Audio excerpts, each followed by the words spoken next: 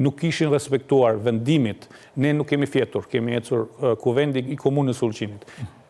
Jemi mbledhur si pozit përsëris dhe opozit, etnit të ndryshme, nga shqiptar, malezes, sërb, bosnjak, gjithë që janë përfaqësuar në atë kuvend, dhe kemi votuar një seri konkluzash unanime, njëzëshme, që zhvillimin tonë e dom zhvillim të qëndrueshëm, në interes të popullsisë, që nuk duam që zhvillimi të kaloj ato që janë planet apo normativat ligjore të Malit të Zi, mbrojtjen e natyrës, por edhe mbrojtjen demografike, etnike, e cila sigurisht do të jetë si pasojë e një megaprojekti të Këto janë kushtet që i keni vënë ju përpara, pra kriteret.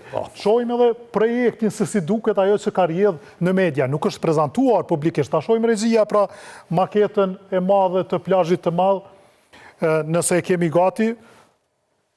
Kjo është një, natyrisht, nuk është në cilësinë më të mirë, por kjo ka qarkulluar nëpër mediat dhe rrjetet sociale në Mal të Zi. Pra ky është i tërë plazhi i madh që duket tjeti bërë si një, pra, në gjanë me atë palmën në Dubai.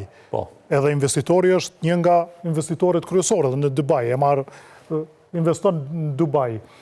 Qka keni ju kundër? Pra, ju në vetë nuk jeni kundër që të vi investitori, ta qartësojmë, por jo të marrë gjithë hapësiren prej 10-11 kilometrash sa i ka plazhi i madh i Ulqinit dhe jo ta bëj një projekt si që është paraqitur këtu. Dijoni, komuna jonë jeton nga turizmi. Dhe qytetarët tanë punësohen, jetojnë nga turizmi. Ka një objektet e hotelierike, zanate, prodhim të ri, çfarëdo profesionit. Dhe shumica aktivitete realizohen gjatë verës edhe për arsye këtij plazhit, sepse turistët vinë që të shfrytëzojnë këtë plazh.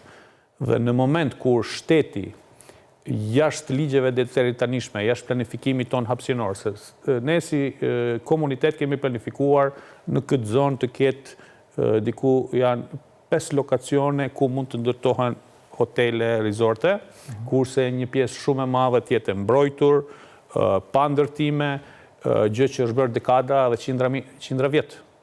Këtu nuk janë para parë mbrojtja ku nuk do të pjesë ku do të jenë të mbrojtura pa ndërtime. Jemi fare të hapur, kjo është ndoshta ideja e investitorit. Po, kjo është plani i parë që është prezentuar. Plani i parë apo ideja, po thome.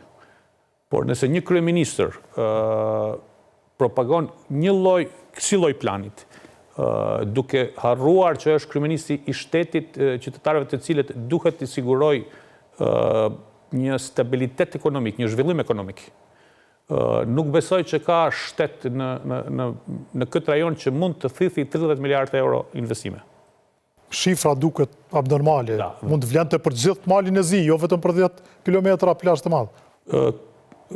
Trajtimi i plazheve është pronë publike.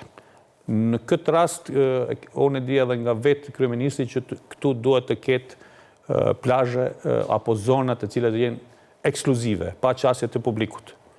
Më thënë, tu kemi aq shumë probleme. Ska po duket si ekskluzive. Pra, këtë do të bëj tjetërsim të plot, se si duket sot për sot plazhi i madh. Dhe këtu shtrohet pyetja. Për çfarë arsye jepet toka falas nga shteti për 99 vite? Se sipas ligjeve edhe të Malit të Zi, besoj edhe të Kosovës, edhe nëse jepet toka me qira, nëse ndërtohet objekti, ju keni drejt ta regjistroni në pronë.